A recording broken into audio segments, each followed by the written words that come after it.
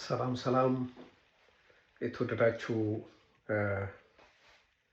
የማህበራዊ ሚዲያ ጓደኞቼ፣ የፌስቡክ፣ የቲክቶክ፣ የዩቱብ ወዳጆቼ ሁሉ እንኳን አደረሳችሁ። እንዲሁም ቤተሰቦቼ፣ ዘመዶቼ፣ ጓደኞቼ፣ የምታውቁኝ ሁሉ የማታውቁኝም ጭምር ኢትዮጵያውያን፣ ኤርትራውያን፣ በሀገር ውስጥም በውጭ ሀገር ያላችሁ ሁሉ እንኳን ለ2026 ዓ.ም አደረሳችሁ።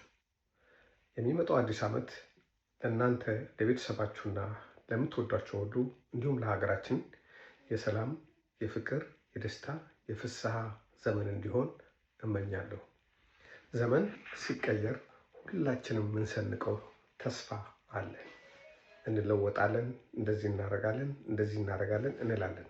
ከእግዚአብሔር ጋር ሀሳባችን ሊሞላም ላይሞላም ይችላል። ቢሆንም ግን ዘመኖች ቢቀያየሩም ግን የሰው ልጅ ቀጣይ ስለሆነ እኛ እንደኖርነው አያቶቻችን፣ ቅድመ አያቶቻችን፣ አባቶቻችንም ኖረዋል። የዘመን አኗኗር ሁኔታ ቢለይም ሰው ግን በምድር ላይ መኖር ከጀመረ በጣም ብዙ ዓመት ነው። ሁሉም ሰው አዲስ ዘመን ሲመጣ ተስፋ ያደርጋል። አዲስ ዘመን ሲመጣ በእኛ ህይወት ላይ የሚያመጣው ምንድን ነው ብለን ካሰብን አዲስ ዘመን አዲስ ተስፋ፣ አዲስ ስንቅ፣ አዲስ አስተሳሰብ ያመጣል። ግን ያ አብዛኛውን 99% የእኛ ኃላፊነት ነው። እኛንን አዲሱን ዘመን መቀየር የምንችለው። ዘመን ተለዋዋጭ ነው። የሚቆጠርበት ዕለት ስላለውና 25 የነበረውን 26 ከማድረግ በስተቀር ዘመን የእኛን ስራ አይሰራም። እኛ በእግዚአብሔር እርዳታ በጤና ሆነን ነው ዘመናችንን የምናሳምረው። ትምህርት ላይ ያላችሁ በትምህርታችሁ እንድትበረቱ፣ ስራ ላይ ያላችሁ ለታይታ ሳይሆን ከልባችሁ እንድትሰሩ፣ ገንዘባችሁን በአግባቡ እንድትጠቀሙና ከቤተሰባችሁ ጋር ያላችሁን ግንኙነት እንድታስተካክሉ ሁላችንም እመክራለሁ። ህይወት አጭር ነች። በዚህ ዓመት አለን። በሚቀጥለው ዓመት መኖራችንን አናውቅም።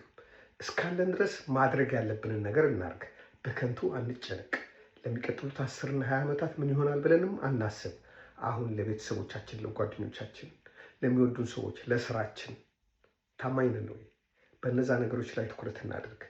ለልጆቻችሁ የሚገባችሁን ጊዜ እየሰጣችሁ ነው? ፍቅር እየሰጣችሁ ነው? ለሚስታችሁ ፍቅር እየሰጣችሁ ነው? በሆነ ምክንያት ደግሞ ችግርም ከተፈጠረ ችግሩን በአግባብ እየፈታችሁት ነው? ይሄን አስተውሉ። ጊዜ አጭር ነው። ደስ ብሎን እንሞት ከሞትን። በሰዎች ላይ መጥፎ ነገር አይኖርብን፣ መጥፎ ነገርም አናርግ። ስለዚህ በልባችን እንታደስና ዘመኑን እንዋጅ። ምን ልላችሁ ፈልጌ ነው? ዘመኑ ለእኛ የሚያደርገው ነገር የለም። እኛንን ዘመኑ ላይ የምናደርገው የነቃን እንሆን፣ እናስተውል። ቀሪ ከፊት ያለው ዘመናችን እንዴት ነው የምመራው እንበል። ባለፈው አንብሰልሰል። ተሳስተን ሊሆን ይችላል፣ ልክ ላልሆን እንችላለን። ከአሁን በኋላ ባሉት ነገሮች ልክ እንሆን። ስለዚህ ዘመን በራሱ የሚያደርገው ነገር የለም፣ እኛንን የምናደርገው። አዲሱ ዘመን እናንተ የምትሰሩበት ይሁን። ለስራችሁ፣ ለምታገኙት ገንዘብ፣ ለምትወጡበት፣ ለትምህርታችሁ፣ ለሁሉ ነገር ክብር ሰጥታችሁ በአግባቡ እንድትጠቀሙ እለምናቸዋለሁ። መልካም በዓል ለኢትዮጵያውያን፣ ለኤርትራውያን፣ በስደት በሀገር ውስጥ ላላችሁ። ለመንግስታትም መልእክት አለኝ። መንግስታት ሆይ ዘመን አጭር ነው፣ ያልፋል። ብዙ መንግስታት ከእናንተ በፊት ነበሩ። እናንተም ሌሎች እንዲሄዱ ትሄዳላችሁ። ለህዝባችሁ መልካም ሁኑ። ለሆነ ቡድን ሳይሆን ለሁሉም ሰው መልካም ሁኑ።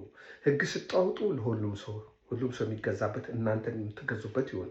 አምባገነንበት፣ ማን አለብኝነት፣ ኩራትና ጥጋብ በልክ ይሁን። ጊዜ ያልፋልና መተዛዘብ ይሆናል። ሁሉም ባለስልጣናት ጥጋበኛ ነበሩ። ይሁኝ ደብቁኝ ያመጣል። ከህዝባችሁ ጋር ተስማሙ። በህዝብ አትናቁ፣ ህዝብንም አትናቁ። ስለተደመጥን ብላችሁ ቴሌቪዥን፣ ሬዲዮ የእናንተ ስለሆነ ሁሉ ነገር አትናገሩ። ከመናገራችሁ በፊት አስቡ። ይሄ ለህዝብ ይመጥናል ወይ? ነገ አላፍርበትም ወይ በሉ። መንግስት ሆይ ከህዝብ ጋር ተስማማ። ለህዝብ ጥሩ ከሆንክ ህዝብ ለአንተ ጥሩ ይሆናል። ህዝብን በኃይል ብቻ ነው ብትረግጠው የጊዜ ጉዳይ ነው እንጂ አንድ ቀን ህዝብ በአንተ ላይ የበላይ መሆኑ አይቀርም።